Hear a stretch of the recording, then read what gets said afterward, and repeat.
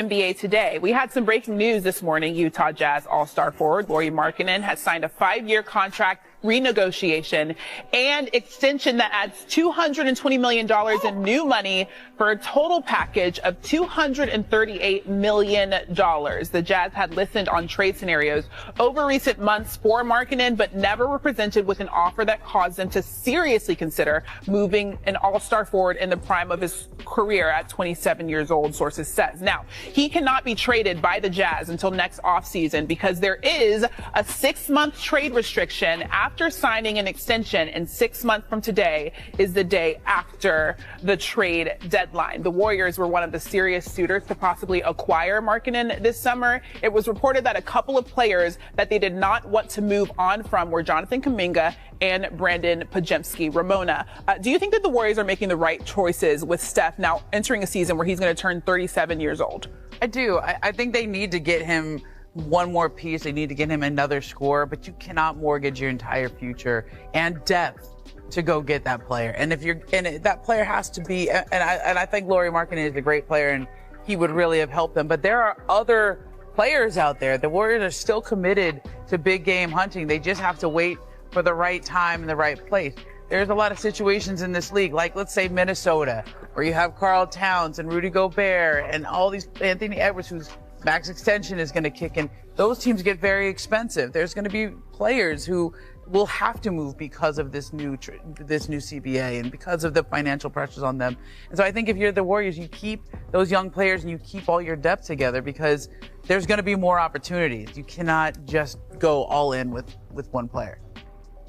This is rookie hazing, right? So I've come here on my first show, and I got to talk about this Warriors offseason, or this disaster of an offseason that they've had right now. Disaster of an offseason. Like, you look at this Warriors dynasty and what they have done in the last few years. They've gotten those big games, big game hunting, and they have reeled in the big fish. And now you have a situation where you whiff on Paul George. You lose Chris Paul, which means you lose Jordan Poole for nothing, right? And then you do not get Lauri Markkanen. Well, you know, theoretically, but you don't get Lauri Markkanen, and now you have a situation where you are trying to piecemeal something around Steph Curry because of the original sin of a few years ago, where you tried to build to the future while building to the present, and it has not worked. The Warriors should get on their knees and thank everybody that Steph Curry had that Game 4 against the Boston Celtics. That is because that has saved these last few years from being a totally different narrative the way we're talking about. This has been a hard offseason. I haven't even mentioned the fact that they lost Klay Thompson, which is something that was unthinkable at the beginning of this offseason. Listen, dynasties don't last forever. You're talking about the Warriors dynasty. You're talking in past tense. The dynasty is done.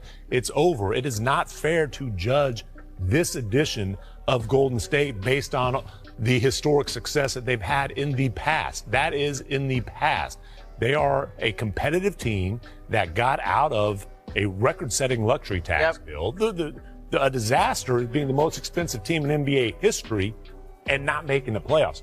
That's a disaster. They're going to be competitive. There's nothing wrong with that. I do want to make a note that David is friends with Stephen Curry. Well, we just happened. I just happened to root for all NBA players who graduated from Davidson College. Of course, That's you know, the ones that you Every went to that school with graduated. at the same time. I just feel like there should be a little asterisk there, just so that everybody knows. Okay, so remember, Steph is eligible to sign a 1-year, $62.6 million extension this summer with the Warriors. But in the grand scheme of things, David, the Warriors have the added depth, but no star talent. So should Steph, want out of Golden State?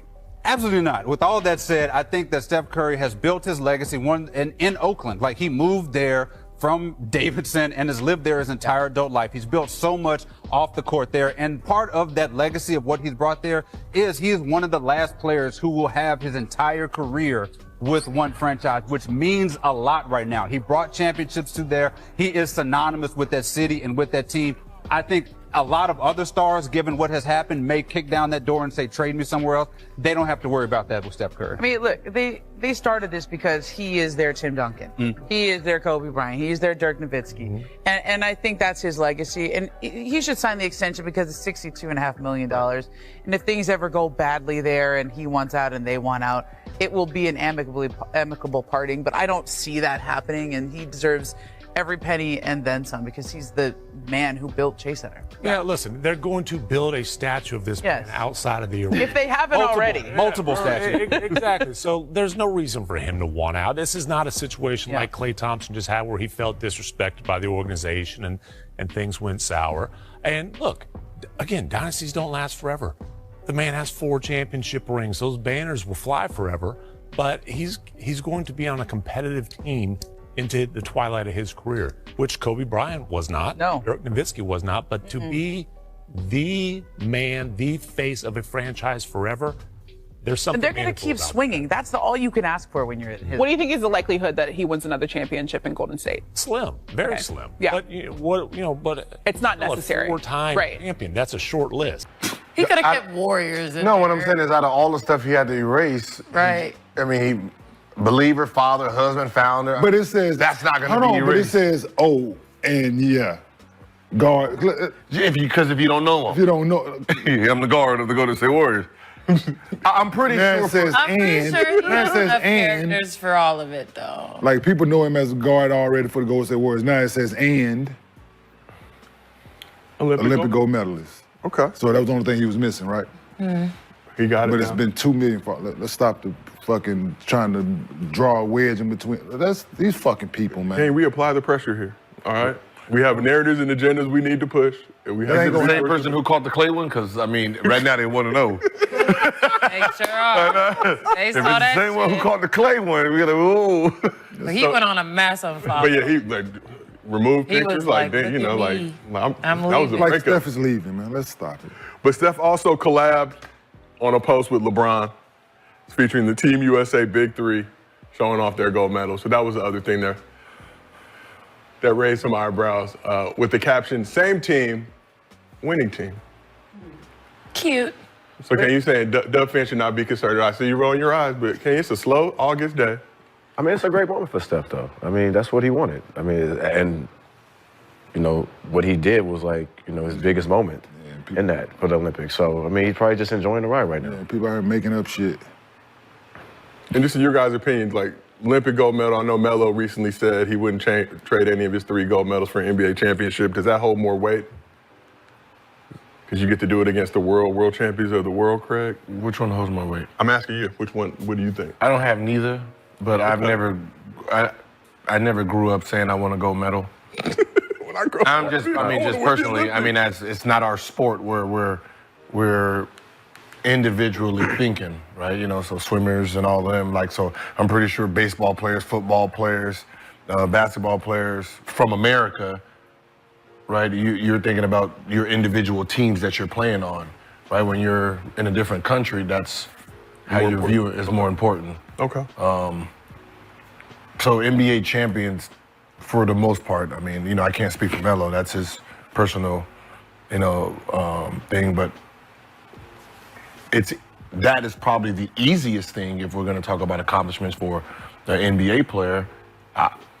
The gold medal will be the easiest because I'm with the elite. You know, it's all Bugattis. You know what I mean? We're racing for the most part a bunch of Hondas and some. But you got to make the team though. So you got to be one of the. Yeah, that's the unfortunate part for us because our talent doesn't necessarily dictate if we're going to be on that team. It's not the 12 best players on that team. You know, so you know it becomes more political for us. You know, the other countries, it's the best players.